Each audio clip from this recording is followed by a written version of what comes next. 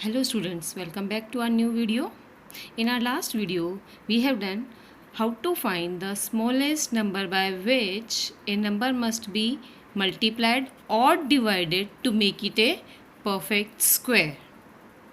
Now today, we'll be doing question number 7th of exercise 6.3 of class 8th maths. Now the question is, the student of a class 8th of a school donated rupees 2401 in all for Prime Minister's National Relief Fund. Each student donated as many rupees as the number of students in the class. Find the number of students in the class. So students, what we all have in the sum, what is given to you? The total money donated, that is given to you.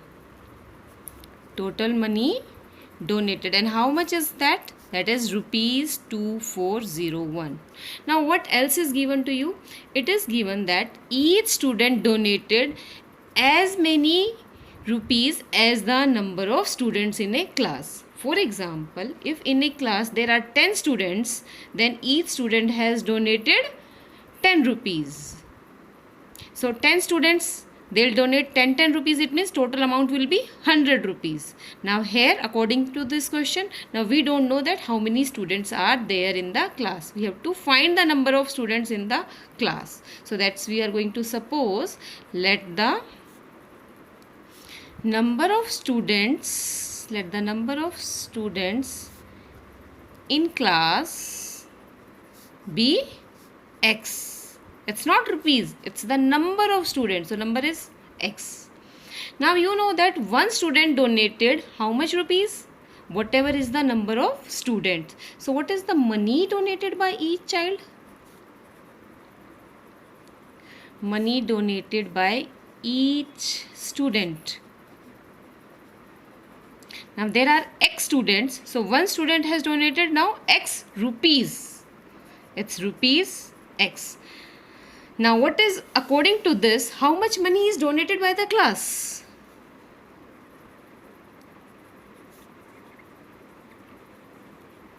Money donated by class of x students, that is x into x, and this is money, so it is rupees.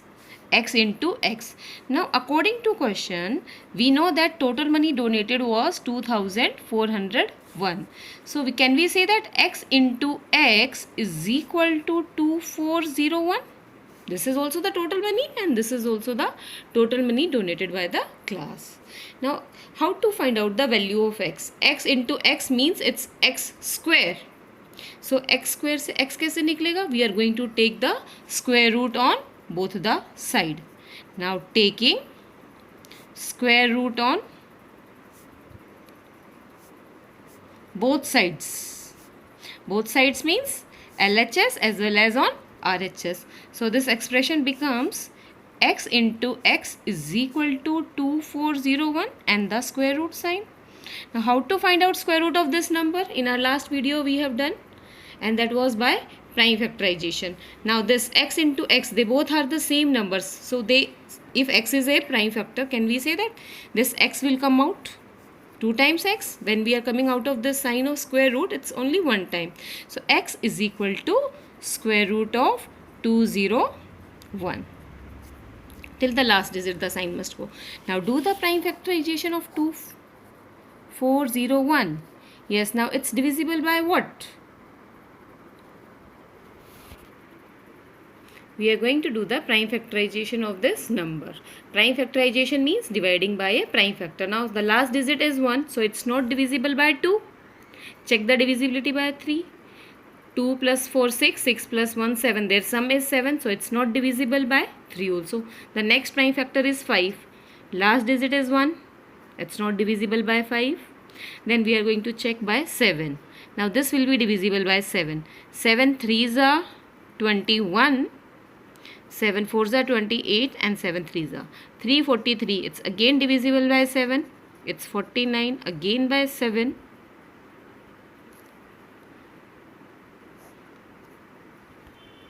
7 and again by 7. Now make the pairs. one pair and the second pair. So here directly I am writing the answer. The square root of this number 17 will come from here and 17 will come from here. So can I say that x 7 into 7? So the value of x is equal to 49. And what was x? X was the number of students in the class. So what is the number of students in the class? Number of students in the class is equal to 49. Now students, if the question is how much money is donated by each student. So money donated by each student was equal to whatever is the number of students. So the money donated by each student is also rupees 49. There are total students also 49 and each child has donated 49 rupees. If you want to check your answer, you can do this cross multiplication 49 into 49 and the answer, if it comes 2401, it means your sum is absolutely correct. The same like question number 7, we have one more question. That's question number 8. 2025 plants are to be planted in a garden in such a way that each row contains as many plants as the number of rows. So number of rows and number of plants in each row, they both are equal.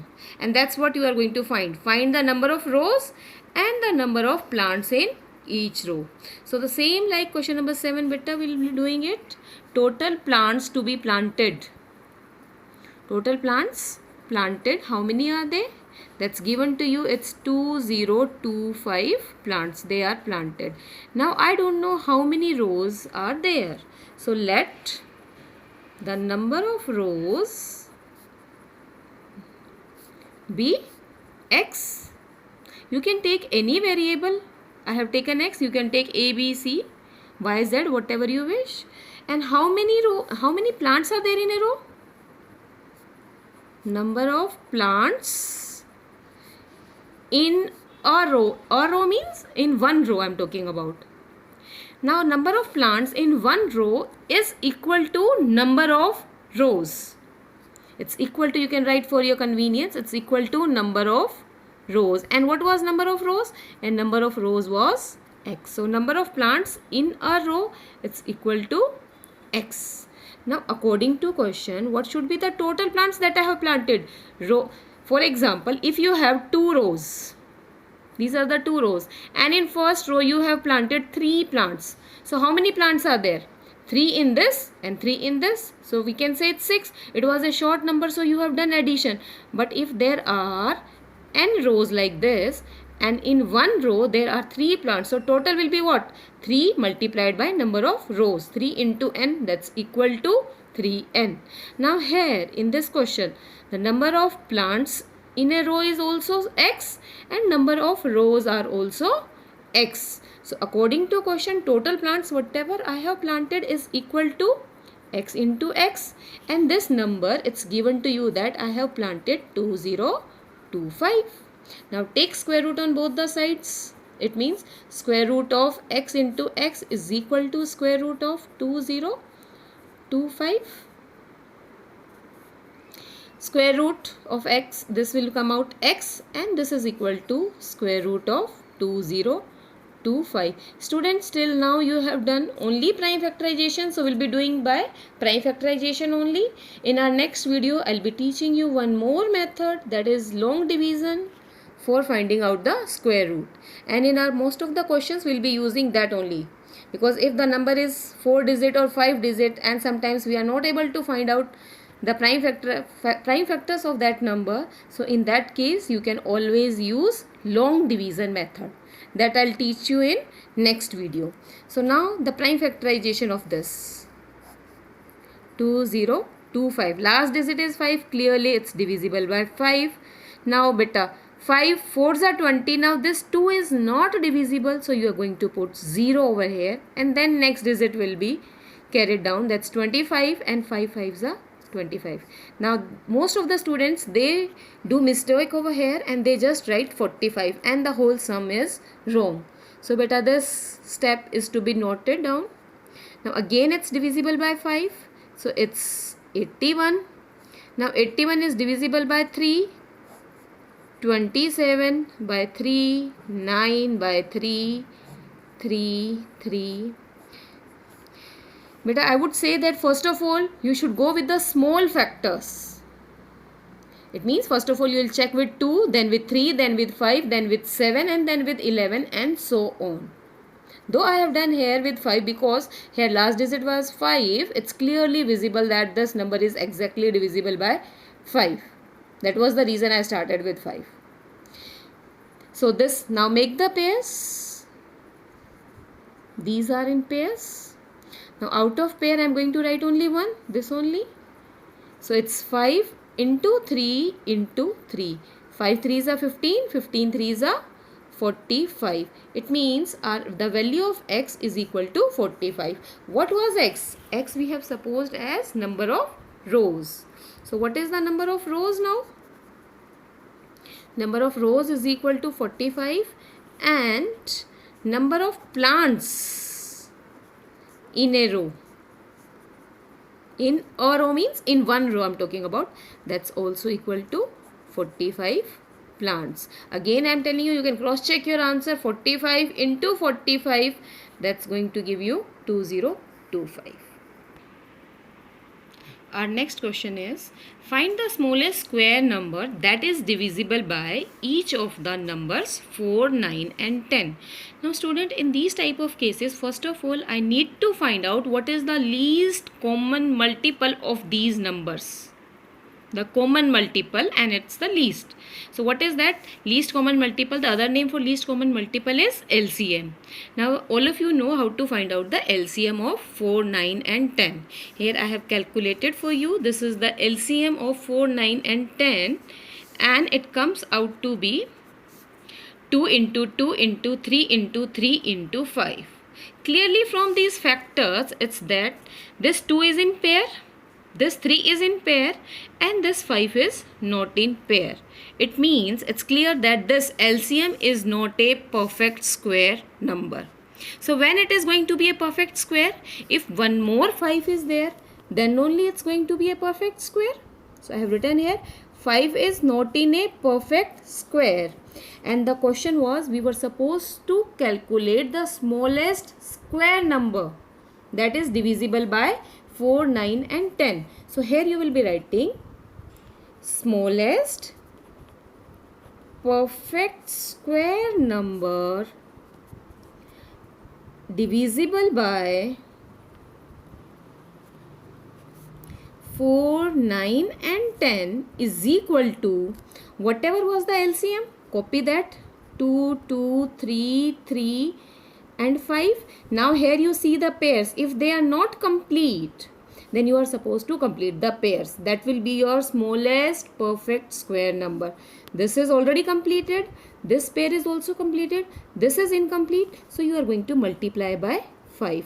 Now this, multiplication comes out to be 900. So this 900 is your answer. 900 is the smallest square number that is divisible by 4, 9 and 10. I am repeating this question. What we are supposed to do?